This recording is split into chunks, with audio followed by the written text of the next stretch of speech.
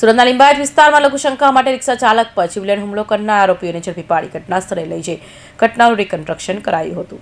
સુરતના લિંબાયત વિસ્તારમાં રિક્ષા ચાલક પર જીવલેણ હુમલાની ગંભીર ઘટના બની હતી, જેમાં લઘુશંકા માટે રસ્તા કિનારે ઉભેલા રિક્ષા ચાલક પર અચાનક હુમલો કર્યો હતો, જેમાં રિક્ષા ચાલકને ગંભીર ઇજાઓ પહોંચતા હોસ્પિટલ ખસેડાયો હતો।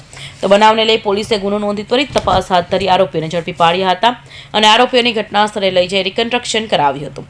તો લિંબાયત પીઆઈ કામડિયાએ ગુનેગારોને કડક સંદેશો આપ્યો હતો કે ગુનો કરશો તો લંગડાવતા ચાલવું પડશે, જેને લઈ પોલીસે ઝીરો ટોલરન્સ નીતિ સ્પષ્ટ રીતે સામે આવી હતી।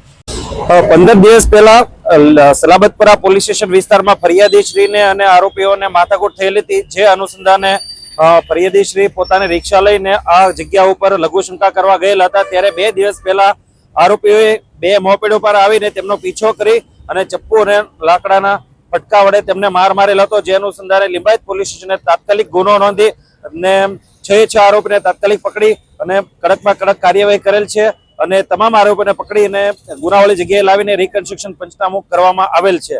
અને તમામ ગુનેગારોને એક સંદેશ છે કે જો તમે કાયદામાં રહેશો તો ફાયદામાં રહેશો, નહીતર આવી જ રીતે લિંબાયત પોલીસ સ્ટેશન તરફથી કડકમાં કડક કાર્યવાહી કરવામાં આવશે।